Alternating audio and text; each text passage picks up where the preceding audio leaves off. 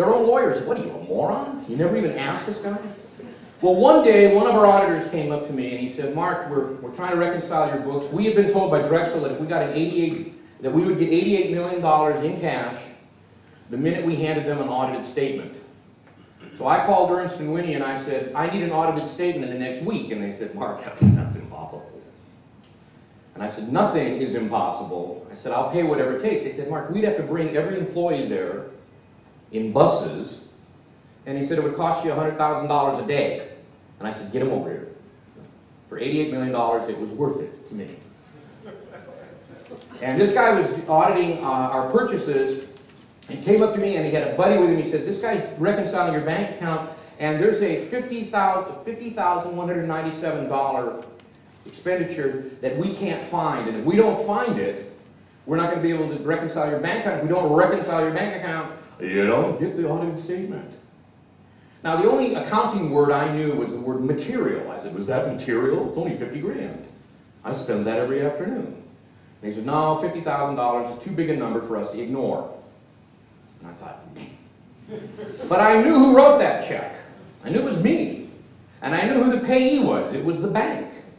And so I said to these guys, I think I know something about that check. And I went to my room where I made up fake cashier's checks by the thousands. Actually made up fake Xeroxes. Do you know in the entire Z-Best debacle of $4 billion fraud, not one original source document was ever handed to an accountant or a lawyer. Not one. And yet they signed off on 4 audits.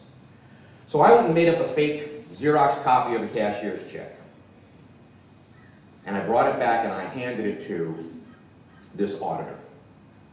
And he looked at it and he said, oh, this is great. I'm sure we'll find the actual canceled check that purchased this and blah, blah, blah. He said, I'm really glad you found that. And the cashier's check that I made up was made out to a company called Tough Tex Carpet Company. I made that up just like that. Tough Tex, sounds like a good name. There really is a Tough Tex. Who knew? Well, as I turned to walk away, I looked, and in from the corner of the room come 3 auditors. The senior partner for Ernst & Winnie, 2 little minions with calculators surgically implanted in their hands. And a girl taking notes with a thing called a pencil. Remember those things back when we used to have them? And in their hand was a canceled check for $50,197 not made out to the bank, but made out to Sears and Roebuck. And I saw the senior partner look at my Xerox copy on the exact same date for $50,197. And then he looked at the canceled check he had, and I heard him say to me, Mark, how do you explain this obvious fraud? Now notice I said that's what I heard him say. That's not what he said. He simply said, how do you explain this? But I heard, oh my God, I'm caught. Because I'm an arrogant idiot and I couldn't wait and double check something. I had to rush off and make up something fake. And I thought to myself, you know what? There is no answer. Now, probably the most important thing I learned at Z-Best is that when you tell a lie, it'll blow up. Maybe not that day, maybe not that hour, but eventually it'll blow up. Because there's a million little facts that go around each lie that will pull it down and it will eventually crumble. So I'm sitting there going, well, this is an obvious lie. I made a fool of myself. I'm in big trouble. Now they're going to question everything I ever do. And then I thought, but you know what, Mark?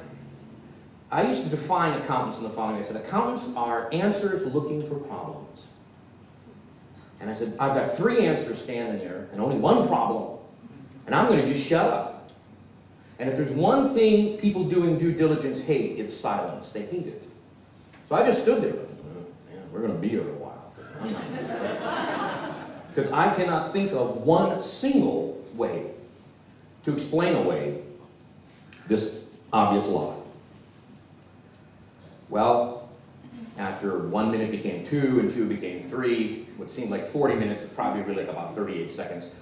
One of the auditors stepped forward and said, wait a minute.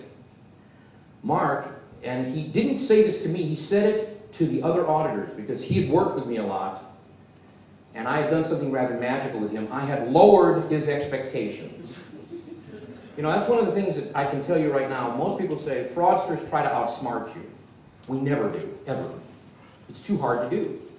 I'm not being patronizing. You people are too smart. It's much easier for me to come forward and say to you, you know what, I don't know what I'm doing. I make $3 million a year in salary, but I'm an idiot. And I go to my lawyer, I go, I don't understand what you guys do. I go to my banker, I don't know what you're going to do. I go to the accountants, I go, you might as well be, talking in Swahili. I have no idea what you guys do. I don't know why a balance sheet balances. It makes no sense to me. There's no money left. How can it balance? And so whenever you ask me for paperwork or verifications, I give you little dribbles and it's always wrong and it's late and what ends up happening is you start thinking Mark's a moron. And then I flatter you. I tell you, and you guys are real smart. And the next thing I know, I have recruited apologists. Now he will explain to his fellow lawyers why everything is late because Mark's an idiot. She'll explain it to the other bankers and he'll explain it to the accountants.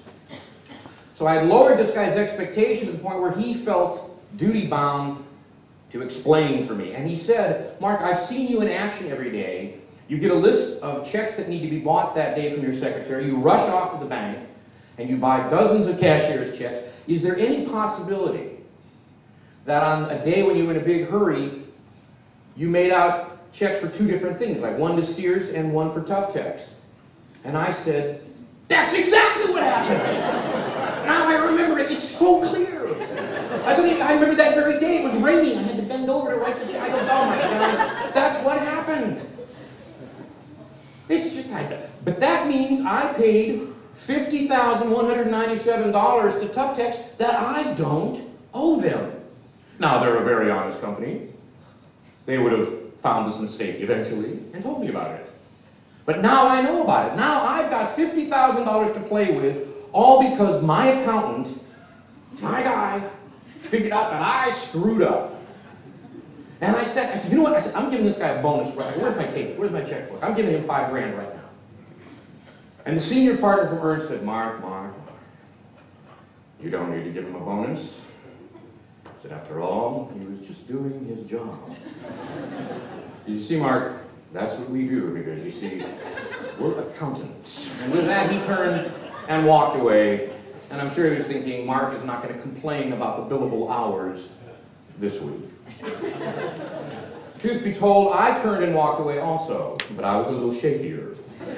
I immediately went to Rite Aid drugstores where I purchased some Depends undergarments. Because I felt I better be prepared for when this happens again. The simple truth was they had me caught in fraud, and they gave me an answer. Now, once he gave me that answer, he could not accept it. That doesn't make sense to me. I go, then why did you think it up? So, ask a question and then shut up. Now, when we were at Z-Best, as I told you, we did $400 million worth of fake construction jobs. But we never did construction. We did reconstruction.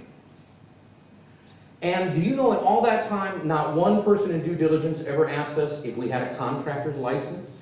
Because we didn't. I forgot to get one. Come on, I'm human. I forgot, okay? No one ever saw an original source document, as I've said. No one ever questioned why I pay for everything with cashier's checks.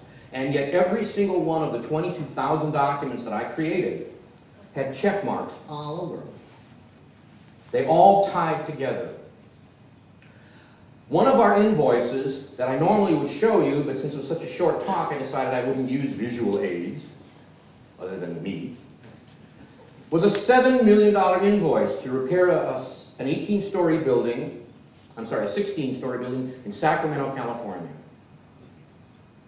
Now, this is a one-page document. The entire bid and specification for $7 million worth of reconstruction, every nut, screw, bolt, 2x4, and light bulb sit on the front side of one piece of paper. Now, has anyone here ever worked in construction? I'm not going to call on you, so you can lie. Raise your hand. Okay. Where? And I've asked construction experts, I said, what would a $7 million invoice look like? He goes, Mark, it looked like a phone book. It'd be bad. But this $7 million bid and acceptance and itemization of everything fit on the front side of one page. And on it, we had over $400,000 in sales tax. There is no sales tax on construction. But no one ever said, golly, Mark, Why'd you pay sales tax? I just thought we were supposed to, so I put it in there. I forgot to put in labor. No wonder you get the bid, Mark. You're so low, you don't pay your people. You are a moron.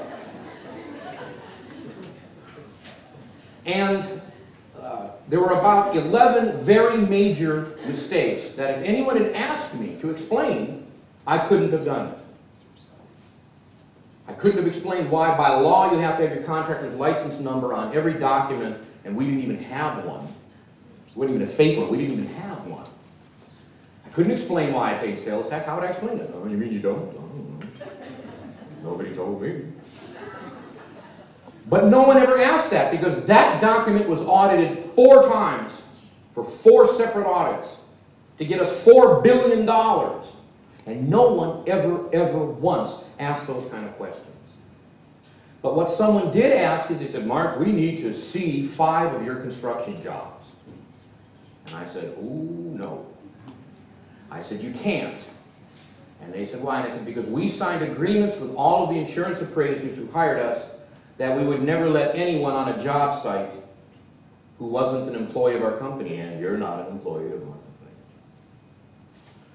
And they said, well, Mark, you don't understand. We have to be able to go to do due diligence to get you this $88 million or the $820 million for ServiceMaster. We actually have to see some of your work. And so I said, you know what? Here's what we're going to do. We're going to go surreptitiously to 1 job site, but it's going to be a big one. So instead of going to 5 little ones, we'll go to just 1 big one. But since we're not allowed to be there, we're going to have to go like on a Sunday. So we'll go up to Sacramento one of these Sundays and we'll see our work. I flew up to Sacramento, California, trying to find a 16-story building. Because remember, every document I'd ever made up tied into the different jobs, and I had to tell how tall the building was and what the damage was. You know how many 16-story buildings are in downtown Sacramento? Not one. 42 high-rises, none. 16. But there was an 18-story building, and I thought, 16, 18, what the heck? Close enough for government work. Let's go. I went into the building, went to the leasing agent. It was a brand new building called the Capitol Mall building. I walked into it, went into the leasing agent's office, and I said, I'd like to lease 4 or 5 floors of your building. He said, you mean offices? I said, no, whole damn floors. And he said, okay. I said, I'm bringing my board of directors up here, tomorrow, on Sunday, and we'll just take a look. It's my decision and mine alone, but I'm going to bring them up for take a look. I said, but one thing I don't want is I don't want you yapping at our heels like a typical real estate guy. And he said, no, I'm different. I go, no, you're not. He goes, you're right, I'm not. So he said, well, what do we do? I said, well, why don't you just let me walk him through the building. He goes, the building's closed. I go, well, then give me the keys. And he did. So he gave me the keys to the building. I then walked out and I saw an armed guard, one of those rent-a-cops, you know, who could never catch a crook if his life depended on it. And I walked up to him and I said, listen, I said, here's $100. I said, I'm going to be here tomorrow. I really want to impress my bosses. When I come in, can you gush and say, hey, Mr. Morze, good to see you again, sir. And this guy said, for $100, I'll kill somebody. So and so I familiarized myself with the building. And the next day, with the precision of a Chuck Norris Delta Force movie, we flew up to Sacramento, got in a limousine, went to this building. I unlocked the door, which impressed everyone. I have the keys to the whole building. And there was a bank in that building, and I had the key, but nobody cared. And I walked in, and the security guard said, hey, Mr. Morze, good to see you, sir. And I said, there you go. And I walked 4 accountants, 4 lawyers, and 4 bankers through that building. We were in it less than 20 minutes, and we flew back home. No one ever said, Mark, why is it that all the documents that we've seen say the building's 16 floors, and this building's 18? And I figured, no one's going to ask the question. That's silly, and no one did, of course. Now, what I want to stress to you is there is no limit to what a fraudster will spend to mislead you. An 11-story building that was in bankruptcy that had never been finished. And so when I walked them through it, the building was just an empty shell. And I said, this is the before. I said, this building had water damage, and we've ripped out all the bad stuff, and now we're going to rebuild it. 5 months later, they said, that building must be just about through, Mark, why don't we walk through it?